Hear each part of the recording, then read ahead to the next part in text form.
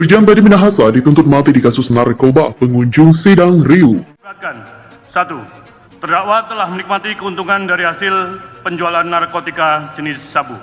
2. Terdakwa merupakan anggota Kepolisian Republik Indonesia dengan jabatan Kepala Polisi Daerah Provinsi Sumatera Barat, di mana sebagai seorang penegak hukum, terlebih dengan tingkat jabatan Kapolda, seharusnya terdakwa menjadi garda terdepan dalam memberantas peredaran gelap narkotika.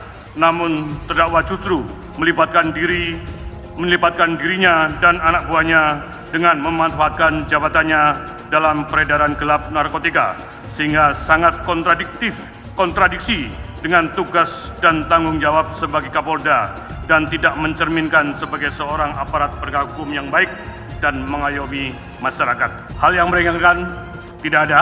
Berdasarkan uraian dimaksud, kami penuntut umum dalam perkara ini dengan memperhatikan ketentuan undang-undang yang bersangkutan menuntut supaya Majelis Hakim Pengadilan Negeri Jakarta Barat yang memeriksa dan mengadili perkara ini memutuskan: 1. Menyatakan terdakwa Teddy Minahasa Putra bin Haji Abu Bakar telah terbukti secara sah dan meyakinkan bersalah melakukan tindak pidana turut serta melakukan secara tanpa hak atau melawan hukum menawarkan untuk menjual, menjadi perantara dalam jual beli, menukar dan menyerahkan narkotika golongan 1 bukan tanaman yang beratnya lebih dari 5 gram. Sebagaimana diatur dalam pasal 114 ayat 2 Undang-Undang Republik Indonesia nomor 35 tahun 2009 tentang narkotika Yunto 55 ayat 1 ke 1 KUP sesuai dakwaan pertama kami. 2. Menjatuhkan terhadap terdakwa Teddy Minahasa Putra bin Haji Abu Bakar dengan pidana mati. Irjen Teddy Minahasa dituntut mati di kasus narkoba. Pengunjung sidang riuh. Mantan Kapolda Sumbar Irjen Teddy Minahasa dituntut hukuman mati dalam kasus narkoba. Ruang sidang langsung riuh saat jaksa membacakan tuntutan terhadap Teddy.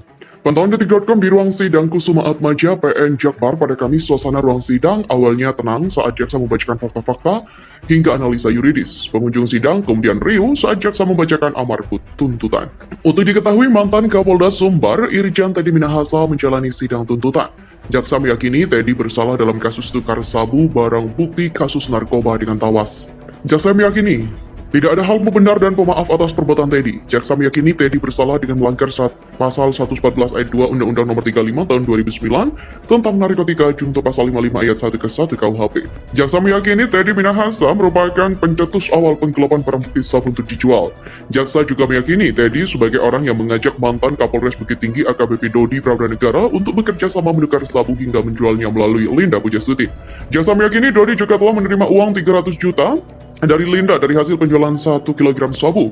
Jaksa juga meyakini uang 300 juta itu telah terima oleh Teddy dalam mata uang asing. Mantan Kapolda Sumbar Irjen Teddy Minahasa dituntut hukuman mati. Jaksa menilai tak ada hal yang meringankan untuk tuntutan itu.